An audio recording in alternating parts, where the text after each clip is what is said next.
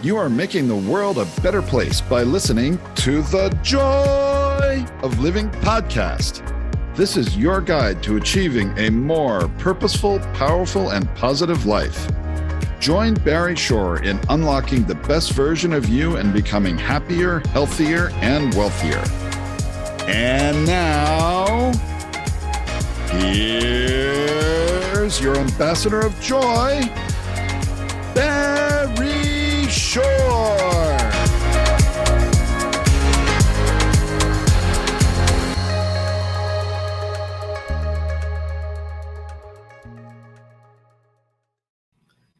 Good day, beautiful, bountiful, beloved, immortal beings, and good-looking people. Remember, you're good-looking because you're always looking for and finding the good, and we have good in abundance today. You will be mesmerized. You'll be on the edge of your seats because you have tuned in, as you know, consciously and conscientiously to the joy of living with your humble host, Barry Shore, and you tuned in for one reason and one reason only, and it's the best reason. You tuned in because you cared the most in the entire world about you. Y-O-U-E-W-E. And that's great because when you're the best you can create a better world for all of us. You create more harmony, more bridges between people. You create more joy, happiness, peace, and love. And you know that on this show, we discuss the three fundamentals of life.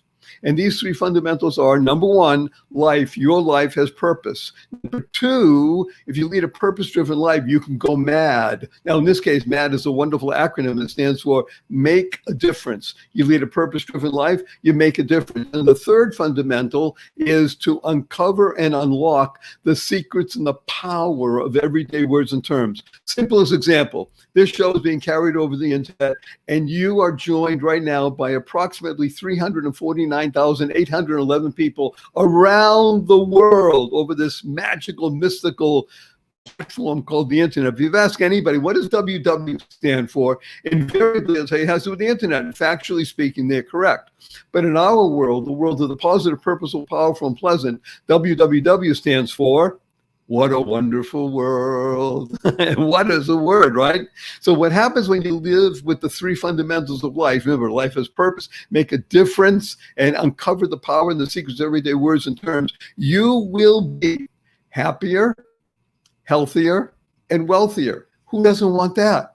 That's the promise of this show. And today especially, you're going to hear from two of the most talented people that you ever have the opportunity of listening to. And as we discuss a topic that is germane to every person on the planet, probably more so to people in the United States of America, but the United States of America is the tip of the spear when it comes to what's happening in the rest of the world vis-a-vis societal trends. So this is really, now you don't have to take any notes, just lean in and let the conversation come to you and be transformed by the powerful voices you're going to be hearing, because everything that you need is going to be available on our website, barryshore.com, BARRYSHORE. Just go there, and all the information about these two remarkable women and what they do and how they do it will be available there. So just lean in and let the information transform you as you listen to what we're talking about, saving our society. And when we talk about that, I'm going to give you an interesting answer to something. Talk about the power of words. So when I usually discuss the Barry Shore story, we have somewhere between 330,000 people coming every week. And thank God you're asking your friends to come. So we'll be over 360,000 before the end of the show. And it's really important to know that this show is built on not my story, your story, because again, it's all about you. But people like to hear the story. So when I speak to large groups, and before COVID, it was done face-to-face, now it's done through the internet, but I tell the story of Barry Shore. Imagine this, standing up in the morning, hale and hearty, able to leap buildings in a single bound, and that evening being in hospital, totally, completely paralyzed. And it's not from an automobile accident, it's not a spinal injury. A rare disease took over my body. I never heard of it the day before and rendered me called a quadriplegic. Nothing on my body moved. Completely, totally paralyzed. 144 days in the hospital. I was in a hospital bed in my own home for 2 years. I couldn't turn over by myself. I was 4 years in a wheelchair. I had braces on both my legs, my hips, my ankles, and that was progress. Thank God today I'm able to be vertical and with the help of a 7-foot walking one. So I'm a tripod. I still can't stare by myself. I can't walk her by myself. And I've helped 12 hours a day, 7 days a week.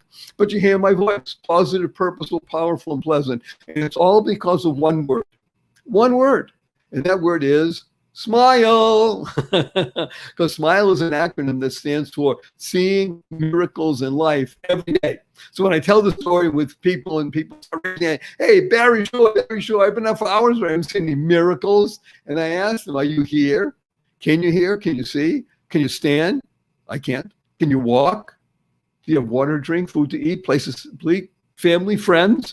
All of those are miracles. And what's the proof? Simplest proof of all. 1 million people didn't get out of bed this morning. You know why? They died. If you're watching this, listening to it, by definition, you're here, you're alive. If you're alive, you have an obligation to live exuberantly. I'll say a quick story before I continue and bring us. 8-year-old niece comes over to me a couple of weeks ago and she says, Uncle Barry, can we spell smile SMIEL? And I thought about it. Smile sounds the same. Why not? I asked her, how come? Because she says, because then it would stand for seeing miracle everyday life. I don't know, babes. Isn't that wonderful? What's she doing, though? She was creating the kind of world she wants to live in. CREATE is a great acronym that stands for causing rethinking, enabling all to excel. Neuro-linguistic program, causing rethinking. We all have, thank God you have a brain. Your brain is 100 billion brain cells. You have 120 trillion synapses connecting those cells, and more than deciding what kind of latte you want this morning. The ability to use your mind to create the kind of world we want to live in. We need to do this together today, more so than ever before. But before we bring on these two wonderful, amazing women, I do have to warn everybody in advance that I do use a lot of 4-letter words. I even use the 4-letter FU word because it's fun and the shock value. Now, 4-letter words that, because we live in the world of the positive, purposeful, powerful, and pleasant, 4-letter words I use are love, life, hope, grow, free, gift, swim, pray, play. All 4-letter words. Use 4-letter words. And the FU 4-letter it is fun. FU, capital N, capital N. Right away, people say, Barry Shaw. Fun is only spelled with 3 letters. Not in our world. The world of the purposeful, powerful, and pleasant. Fun is spelled F-U, capital N, capital N. So after the show, and you see you and your friends, you have a twinkle and a smile on your face. And what that stands for, you point F-U, everybody. Remember to add right away, capital N, capital N. Say, where did you get that? I say, I listen to Barry Shaw and the Joy of Living. He wants to teach the world to F-U. Capital N, capital N. It's a pathway to living in joy, fun in life. So before we bring on these two amazing people, I'm going to urge everybody to do the following. I'd like you to use the 2 most powerful words in the English language 3 times a day from now and for the rest of your life, consciously and conscientiously. And these 2 words are thank you, thank you, thank you. Thanks stands for to harmonize and network kindness. To harmonize and network kindness. The Dalai Lama has been quoted as saying, I've written his writing, be kind whenever possible. And as he said, it's all possible. So imagine going back into the coffee shops, you walk in, you order a fancy latte for $5, you sit down, someone brings it to you. You say, thank you.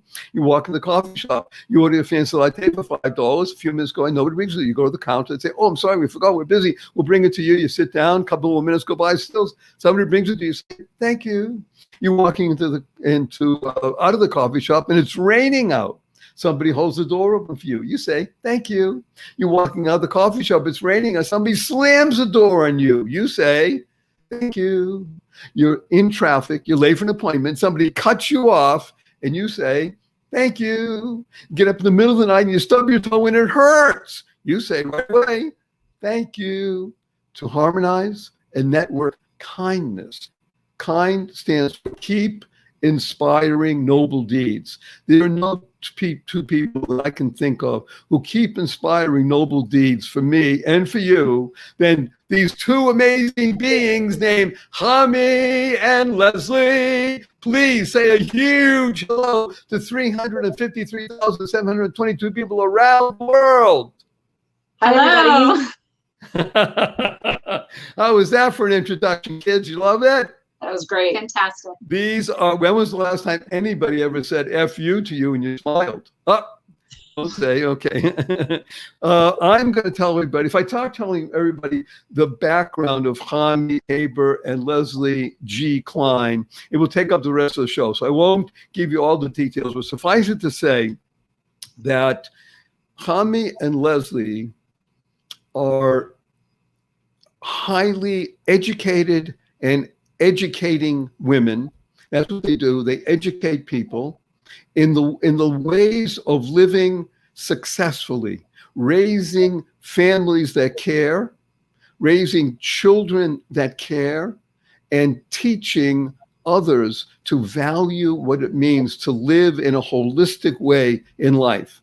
Now, they are labeled, and we're going to call them that for now because it's important that everybody around the world understands this. They are Orthodox Jewish women. Now, it happens to be, somebody might be scratching their head in India and say, Orthodox Jewish women, I think I may have heard of it. Oh, did I see something on Netflix about that? Well, that was a different kind of answer. As a matter of fact, one of the reasons I asked Chamie and Leslie to be on is to make sure that whatever you think you know about Orthodox Jewish women, you don't. They're here not to give you another perspective, but to give you the true perspective, what it means to be a woman, a mother, a teacher, a daughter, a parent, and a loving wife in an atmosphere in today's environment, unfortunately, that tends not to value these things. So I'm going to say a number of statistics. But let's just suffice to say, if you'd be so kind, Leslie and Chamie, I may just say between the two of you, we have what, 9, 10 children? I got 6. Sorry? Yep, we're at 10. Right, we're at 10. So I want everybody also to have their eyes pop out and their minds be expanded, because in today's environment, that is highly unusual. But here's why. It's highly unusual because the society that I grew up in, I am older than both of you combined. I'm 72 chronologically, and most of our listening audience is under the age of 38. So the important thing is to know that when I was growing up, children were considered a benefit. So to have a larger family was something wonderful. In today's environment, it's just the opposite. Matter of fact, children are looked upon as an expense rather than a benefit and a contribution. But when we live in our world, as I am as well, I'm an Orthodox Jewish man, not an Orthodox Jewish woman. As we live in our world, we live in a world that values these 3 things. And then I'll ask Chamie and Leslie to speak to these points. Number 1, that there is a creator. We call God. Many people have different names, but the creator. Number 2, there is something called the Sabbath.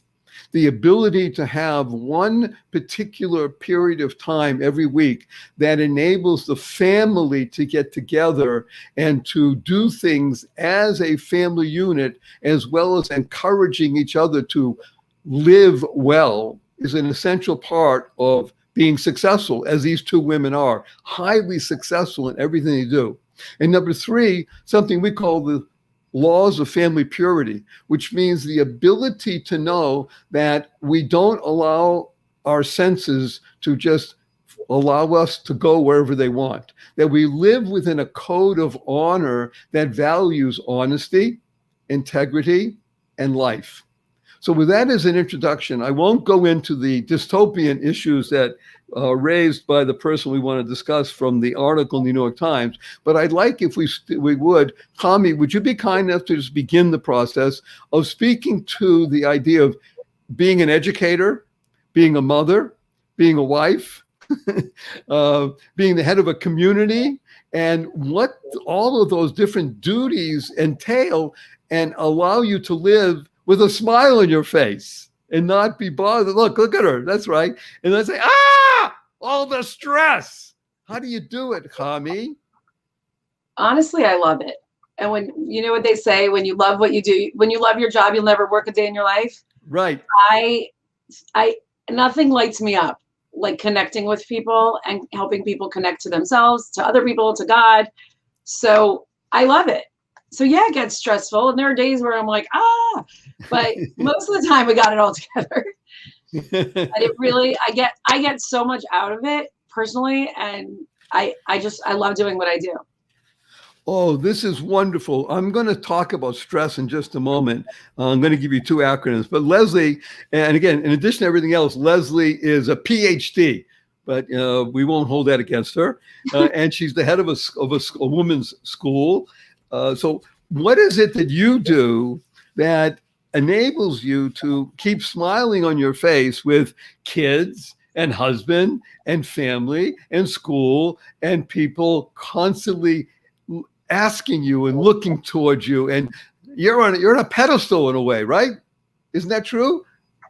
I don't know if I would say that. I think that some of the challenges that I face, that Chamie, I'm speaking here, that you face, they are to a great extent universal to working mothers. I mean, that's a challenge across the board to balance work life and home life, and especially in a culture, like you said, that's not a workplace that is sometimes friendly to motherhood, other times not so friendly. You know, I'm lucky to be in a job where if I'm leaving school to go to my daughter's school play in the middle of the workday, I don't have to lie and say I have a doctor's appointment. I'm lucky to have that kind of job. Many women do have to lie. Men and women have to lie because, you know, to say you're going to a doctor's appointment is like an acceptable reason to leave work, but for some reason to say you want to be there for your child is not, and that is in many ways a sad reality. Do I have the secret to balancing? Smile on your face. Do I have the secret to balancing work and home life? No, I have 20 balls flying in the air at any given moment, and sometimes they fall, and I'm, you know, keeping it together by a thread. Okay. Okay, I want to do a riff on what you said and unpack something, because you brought up something really, in my humble opinion, vital and important, and it's something that I cannot talk about. What's the simple reason I can't talk about it? I ain't a mother. Now, fine, I can speak as a father, and I can speak as a husband. My wife would be better to speak with this, but I think you make a remarkably important point. In the environment, the workplace today is is far more friendly to women than it was a decade, 2 decades, 3 decades ago. That's a given. It is still antithetical to motherhood, because as the friendliness to women happened, it was to woman, not mother. And for good or ill, I think it's mostly ill, younger women today are not embracing motherhood. Again, we're talking outside of the Orthodox Jewish community or outside of religious communities, Christian, Muslim, Baha'i, whatever it is. Outside of those unique, smaller groups, the bulk of women are not embracing motherhood as something that is sacred, or something that, gee, I'd like to do that, because it interferes with progress in career, let's say. In other words, like you said, balancing becomes something interesting, and you did it purposely. You did this with the balls in the air. So when I speak to groups, I try to emphasize the word harmony rather than balance. And I tell you why. I've tried to juggle many times. Okay, I can. I can do 2, sometimes 3, and I just can't do the rhythm. But if you speak, and I have friends who are very accomplished jugglers, when you speak to a juggler who's accomplished, he or she will tell you right away that once you know how to master 3, you can master 6, 8, 10, 12, even a buzzsaw. And dropping one doesn't say, oh, I dropped it, I missed something. It just says, okay, I know how to pick it up. Some they can pick it up with their foot. They can do bend down. I mean, people can do all kinds of stuff. So you don't ever worry about dropping one. That's where the greatness of it. I say again, I am praising Chamie and Leslie. I'm embarrassing them a bit, but that's where they are in terms of accomplishment. They have gone to the point where if they drop, not a kid, but they drop one of the things they're doing, they don't stress out over it because they know it's something that they can work with and learn from. Am I correct on that? In other words, you see things happening like that as a benefit to say, okay, what can I do better? I'm putting words in your mouth, but is that true? I kind of stress out a lot. I think there's I would say that there's definitely kind of like a big picture, and a big picture that I try to keep in mind. That doesn't mean that when something crazy happened at the office when I was trying to leave and now I'm like racing to hit carpool on time, that it's not stressful. It's still stressful, but it doesn't mean that on any level it's not worth it. Oh, I wouldn't change my choice. That's two different things. It is stressful. Trying to balance is stressful. I want to tell you, there's always the most stressful weeks of the year are the weeks where I'm working, but my kids are on vacation. Right. It's those times I say from the start of the week, I'm going to feel like a failure as a professional. I'm going to feel like a failure as a parent, because it becomes impossible. It becomes impossible because I'm trying, I need to be in two places at once the whole week. So does that mean, would I change anything would I change would I make a different choice? No, but that doesn't mean that week isn't going to be stressful. Do I every time learn something? Oh, you know what? Maybe I could try this next year and it'll work a little bit better. Of course, there's always an attempt to learn from our, I don't want to say mistakes. Let's not call them mistakes. What right. happened from what didn't go as well I would have liked it to the previous time. So what could potentially, work better the next time? Of course. I mean, I think everyone's always trying to do better. So yeah, I would change that framing. I don't regret, I don't regret my choices. I love being a mother. I'd say it's my greatest joy in life. But that doesn't mean that knowing that intellectually, even feeling that, isn't going to mean that I'm never going to feel stressed because of it at the same time. Good. Before you chime in, I'd like you to speak to the point of kids at home for camp or being with kids for camp and also continuing educating. I'd like to share with both of you, the word stress is a very amazing acronym. So everybody, when you hear it, you think, oh, stress. So the most often people hear stress as the following: stomach turning reality, enabling self-sabotage. The kids are home from school. I need to be at the office. The pots are overflowing, and the plumber that did, my husband did this and that. Stomach turning reality, enabling self-sabotage. We're sabotaging ourselves oftentimes. That's what stress does. So what I've helped people with, thank God, thousands, is say, let's reframe, as you just mentioned.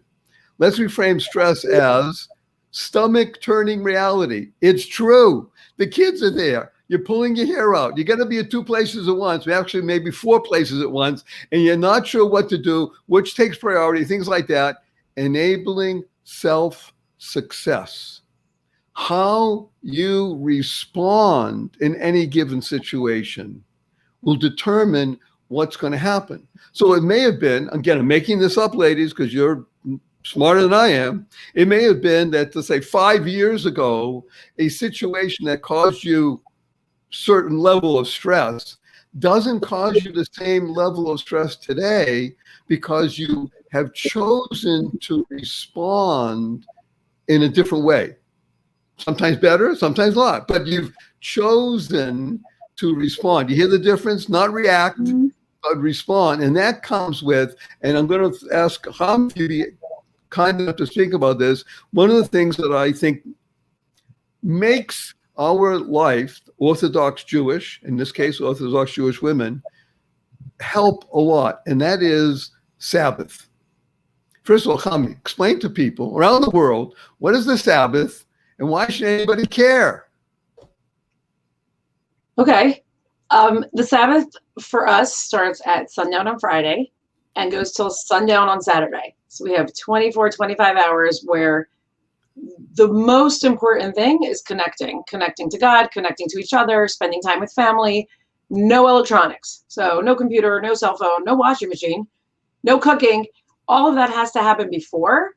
And when we come into the Sabbath at sundown on Friday, it's just connection time. It's time to really connect ourselves, to have that time to breathe. I heard this line once and it was so good. The Sabbath is when you stop doing and you just be. And you really need that time to just be. And, sometimes the Sabbath looks like everybody just chilling and taking it easy because we've had a really rough week and we need to spend time together as family, but not doing a lot. And other times the Sabbath is really exciting and we have friends over and we're spending time together with, we go to synagogue, we do a lot of things, but we're spending time with the people we don't usually get to spend time with because there's so many needs and so many things on our to-do list and we're constantly rushing from one to the other. And the Sabbath says, stop. All your work is done. Whatever didn't happen before sundown on Friday is not going to happen until after sundown on Saturday. So we have that time really to just connect to ourselves and our friends and our family and God. And it's just rejuvenating. So let me unpack what you have said for the benefit of hundreds of thousands of people around the world who are scratching their head and saying, I think I heard everything she said. She spoke English, but I'm not sure I get it. So let me unpack and just say, for everybody around the world, you may have heard the term Sabbath. What Chamie is describing, and Leslie, of course, is part of this, and all Orthodox Jewish people, when it comes to a particular time and space, we don't necessarily unplug from the world, but we plug in to a higher place called, as Chamie put it so nicely, being together. In other words, you have a family. How often during the tumult of the week do families sit together at either a breakfast or a dinner table for an hour, an hour and a half?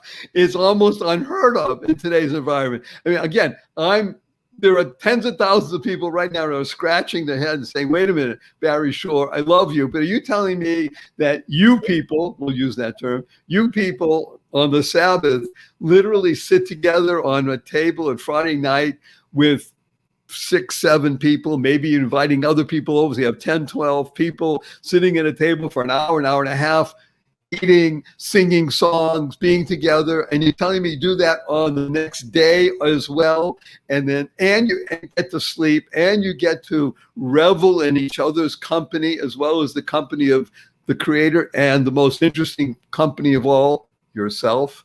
Is that what you're telling me, Barry Shore? Is that what Chamie said? And the answer is yes. And here's where it gets amazing. Every single week, right? Am I correct on that, Leslie? You don't miss a week, do you? No, you don't say, gee, something, I think we'll skip it this week. And part of it is because when it's part of our DNA now, we revel in the fact that becomes, for want of a better term, our place of docking. We say it by computers, right? The docking station and things like that. You can literally bring your ship in and have it docked and know that it's being recharged as you're doing it. Just by being, as you said, Chamie, right?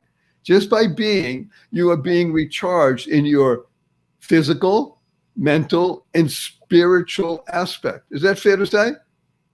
Yeah. That's beautiful. To me, it's amazing that people around the world who've heard of the Sabbath don't participate in the same way that we do. And that's why in my book called The Joy of Living, I actually devote half a chapter to urging people to do what I call go on a fast, which is to put your phone and other things away for an hour to choose. And try eventually get to 2 hours and 3 hours and such, but it's a process. But thank God we have chosen to live in a way that we connect, as you said nicely, Leslie and Chamie, with the Creator, God, with each other and ourselves. Leslie, would you be kind enough to speak to the point of, I'm going to give you a couple of frightening statistics. And I'd like you to speak to them because you work with a lot of women in your institute.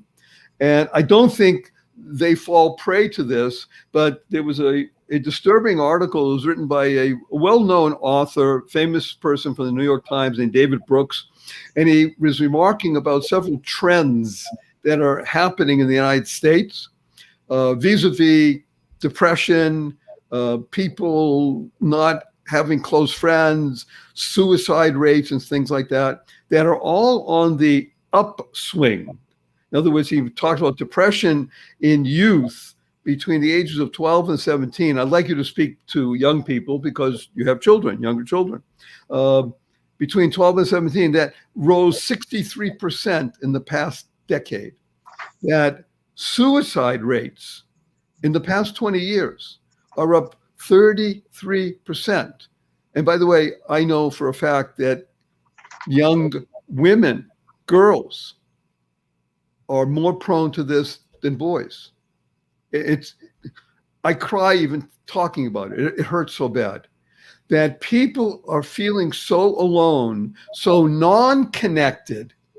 Most people saying that they don't have close friends. So I'd like both of you to speak. Leslie first. What is it like for your children and your children's friends and other families vis-a-vis these disturbing trends? Do you see this in the Orthodox Jewish community? I assume we're not exempt entirely, but do things like the Sabbath and believing in God and such, do they create a, how should we say, not a barrier, but some sort of mechanism, a bulwark against these rising trends? Okay, so I think you need to make a distinction between mental illness and somebody feeling a little down, okay, because they're two very different things. Mental illness Absolutely, very good, very good. Mental illness is a real thing that occurs in all communities. That's not something that. Yeah, you right. So doesn't matter how long your payers are. Right. I mean, you're talking because you mentioned people feeling depressed. So I think there's the need to just make that distinction between like clinical depression and between like, you know, what do you call it? Just being down in the dumps. I don't know. Feeling depressed and being depressed. Right. So let's just make that distinction. So we're talking about people who feel depressed. So I do think there is something what Chamie was mentioning, that being in a community where everybody is Sabbath observant and within our faith community. I mean, I think we're all members of multiple communities, but talking about our faith community, where people are Sabbath observant. So that is an opportunity. I mean, that really is like sometimes the only time I see my friends or talk to my friends, because everyone's busy during the week, but on the Sabbath, that's when everyone's kind of got time and things to do. And like I said, people gather for meals. I have found that I'll get together with my friends during the week and everybody has their phone in their hand. I was sitting around and talking to each other, but we're also checking our phones. But when you get together on Sabbath, no one has their phones. So everyone is actually looking at each other and not half paying attention and half, but is something more interesting happening on my phone. I would just add, it's not just the phones, although the phones are a huge issue. I think we all know that. Yeah. As much, and we're part of that issue. But I think besides the phones, it's also, especially when you have a large family, this one needs to run to carpool, so I can only get together with my friend until 4 o'clock, and at 4 o'clock I'm running out here. And this one has a doctor's appointment, and this one, there's so many pulls on our time. And then when the Sabbath comes, all those go away except for connection, except for spending time with the people we love, except for really enjoying and being who we are. And I think that's what we get out of the Sabbath. And we actually try to do family dinner every night, but we try to do it every night. But Tuesdays my daughter has dance, and Thursday I was going to say that. I know what we try. I know what people try to do. How often does it happen during the week that the family sits together? Right. I mean, For us, it happens most nights. A couple of nights, yeah. But it might be 20. Harder. As you pointed out, the length of time. Right. The length of the meals are a lot shorter. There on Sabbath, we make special food. We set a table with beautiful dishes. It's like all the things we really want to be doing all the time. We're able to do on the Sabbath. This is great. Let's hold right here because we have sponsors and they love sponsoring us because that helps the show grow. So we'll be right back, everybody, because you are, I know people just loving this. Thank you, Chamie and Leslie. Be right back after these two brief messages. Don't go away. Hi, everybody. Barry Shaw here, the ambassador of joy.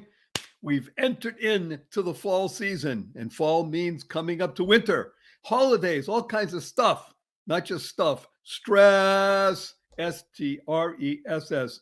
I've spoken about stress many times on the show, and with stress coming on with the holiday season, everybody wants to be happy and such, but everybody knows what's going on. I want to talk to you about something really important for your benefit. It's called Talkspace, Talkspace, Talkspace.com. This is an online therapy program, a show, website, and it's available for you.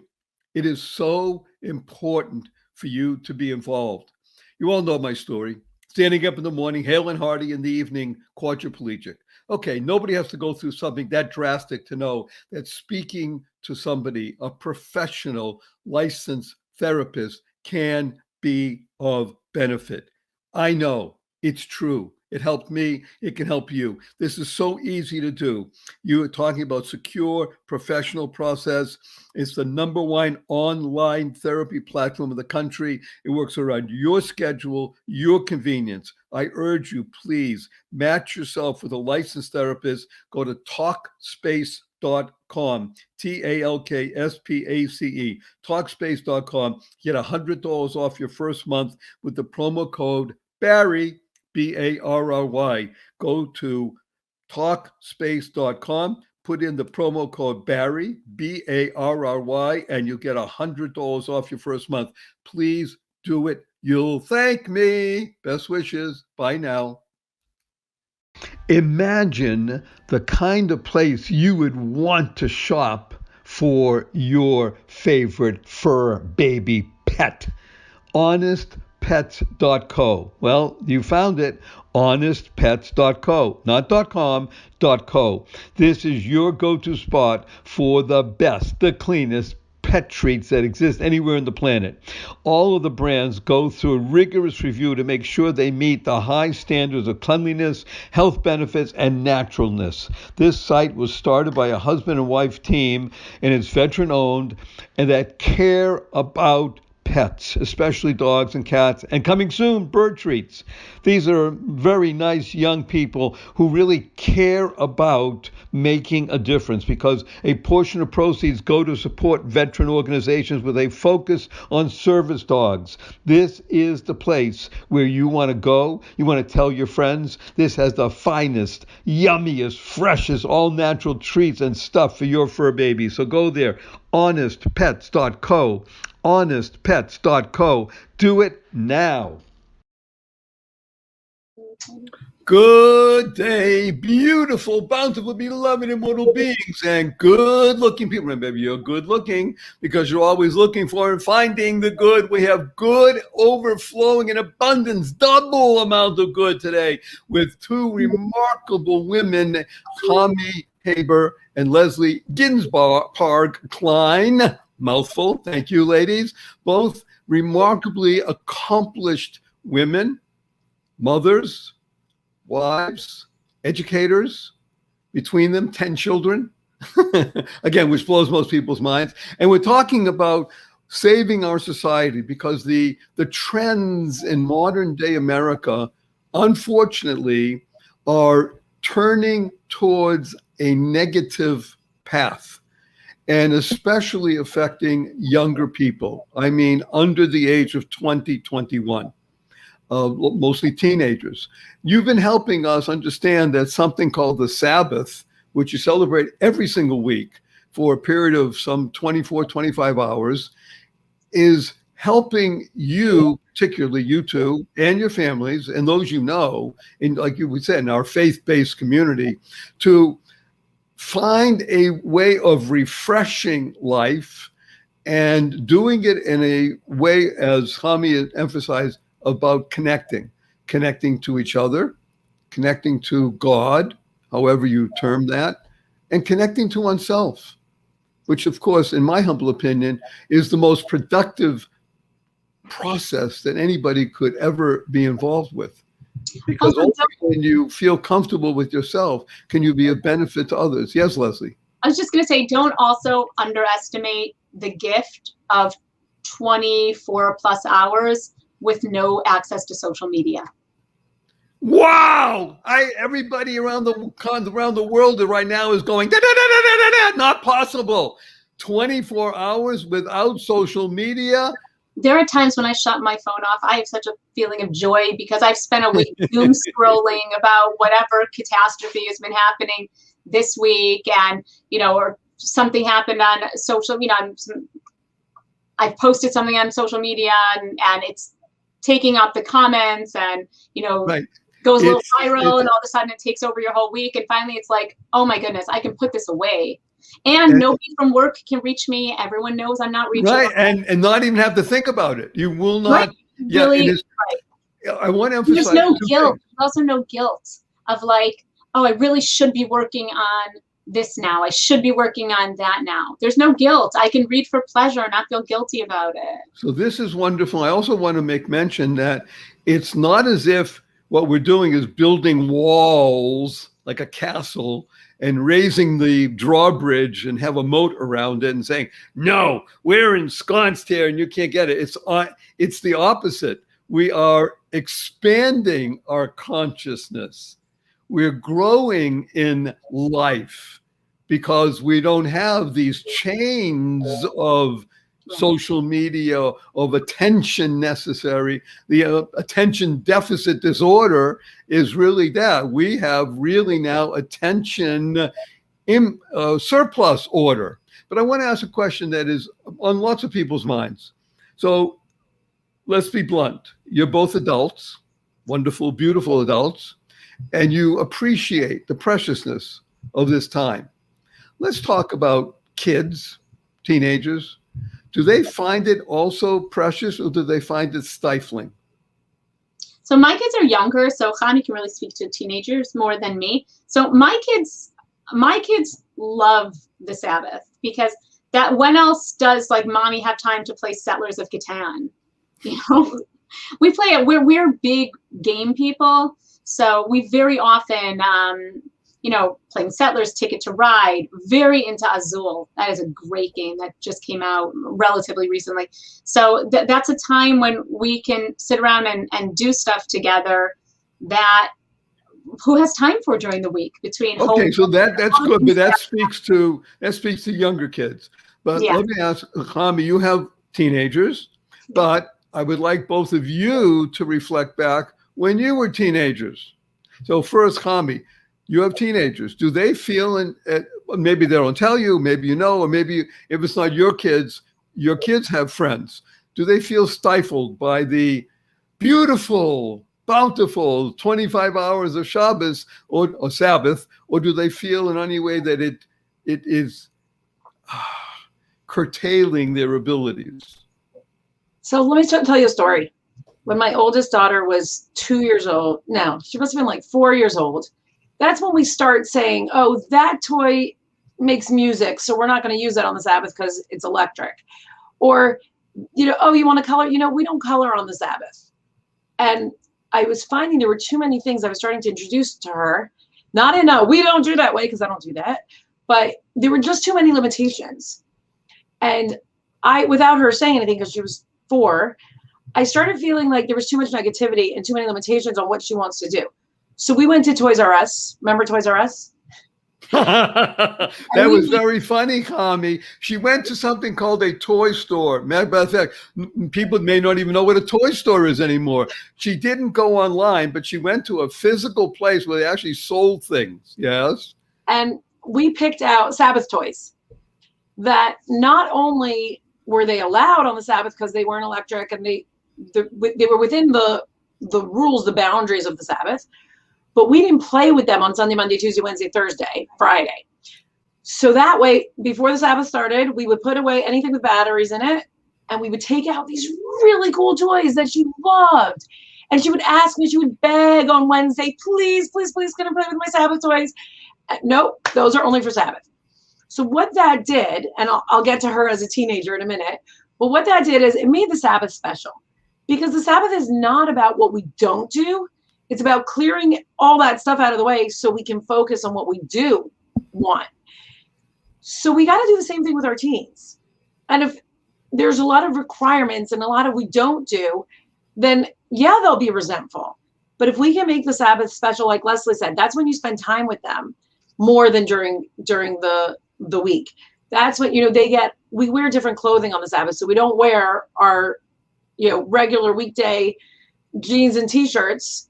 We put on nicer clothing. So for a teenage girl, being able to go shopping with a bigger budget than usual and having special pretty clothing and putting on makeup, and that's all part of the Sabbath. So we try to make it about what we do and what's special. Special food. Okay, so my boys like beef. Most, maybe a lot. My boys really want beef. I'm not doing beef all week long, but on Sabbath, we'll have a brisket. So we're just trying to find the things that will give those teens, the little children and the big children and the very big children like us, the joy of the Sabbath, whatever makes them happy. If they like to read, let them read on the Sabbath. If they like to hang out with their friends, let them hang out with their friends on the Sabbath. You asked about when I was a teen. My friends and I would walk to the nursing home and sing for the residents. That was our Sabbath thing. But we felt so special. We were celebrities in there. We walked into the local nursing, it was a Jewish nursing home, and we walked in and we said, Good Shabbos, which is how we say Happy Sabbath. And the residents lit up and they loved us. There was no other place in my life where I had so many people who were crazy about me and happy to see me. So that's what I did when I was a teen. But that was my jam, and then we sat around in their cafe and talked for hours and hours. Imagine that, people talk. So Leslie, do you have a similar story when you were a teenager? No, I was not nearly that righteous. I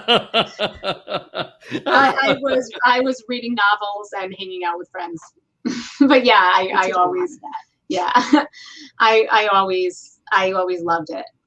I loved it. And one of the smartest moves that I made in graduate school was the decision I would not read for school on the Sabbath, even though technically I could, but I made the decision not to. And I do think that helped keep me sane throughout graduate school. So this is so enlightening. And I mean it both in terms of expanding the mind and lighting up the world with what you're doing. Because I think I'm telling everybody, what you've done is you've opened up a vista. That's number one. Number two, both of you have used similar terms in that presenting this time as a time of joy, of reframing, and making sure that the mindset is there for growth so that, as I said, the dystopian trends in America for younger people, 12 to 17, of feeling depressed. And again, your point, Leslie, is important and must be restated, where there's a distinction between mental health, that, let's say, that needs medicines even, real issues, and people feeling depressed or lethargic or confused, which is what most people are when they say they're depressed. They're not really from the point of view of a prescription depressed. But there's enough of that kind of feeling in the world that doesn't have a Sabbath or a time that is allowed to be special in people's lives. The lives in America today are, no day is different than any other. And when you have that, you can't help but be stressed in the negative sense, self-sabotage. It's very hard because you're not disconnecting from social media. You can never be turned off, and therefore you can never be turned on. You just become an automaton, like you mentioned, Leslie. I saw you doing. You keep scrolling because, let's be blunt, it is addictive. I'm human. We do it. You have to catch yourself after a few minutes. Say, what am I doing? And then respond. And again, for us, thank God, we don't just have an island.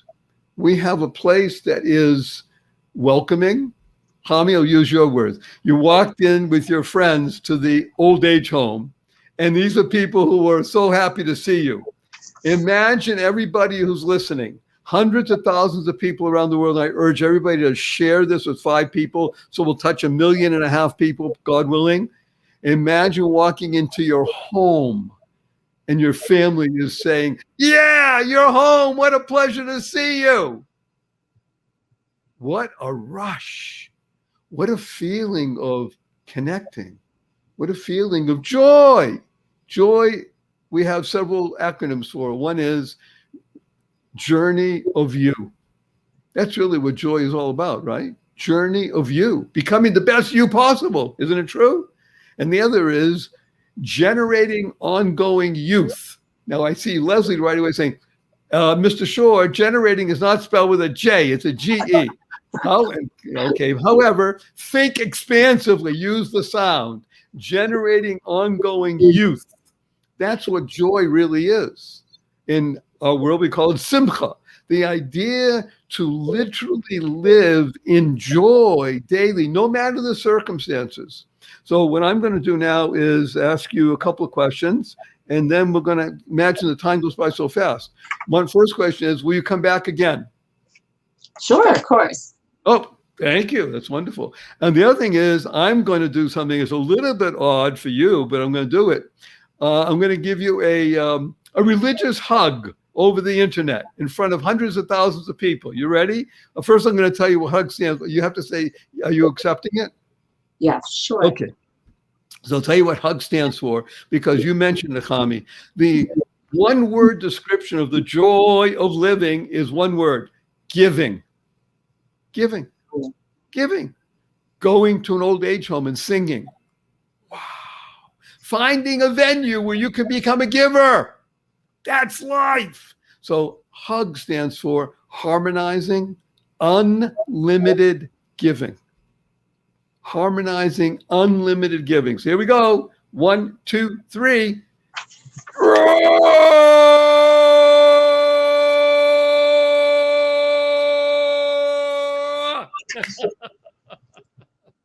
Thank you both so much.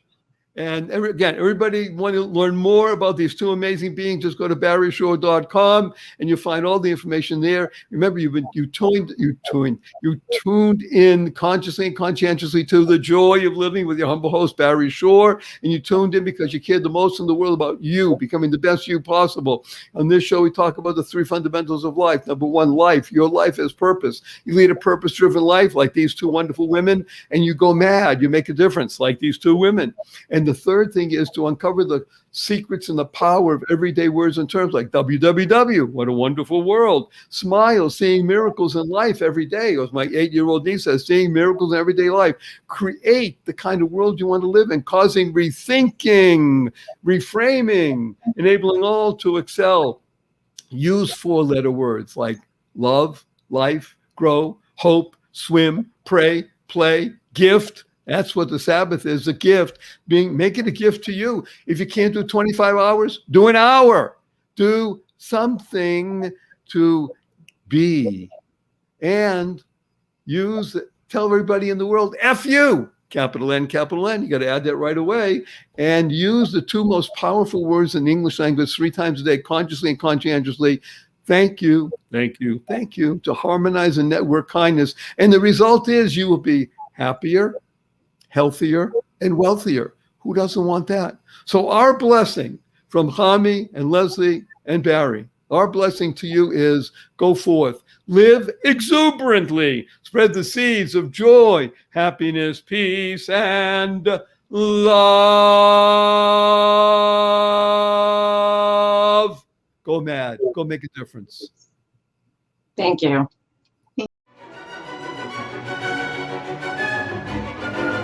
Thank you for listening to this episode of the Joy of Living podcast. Now that's another step towards your healthier, happier, and wealthier life.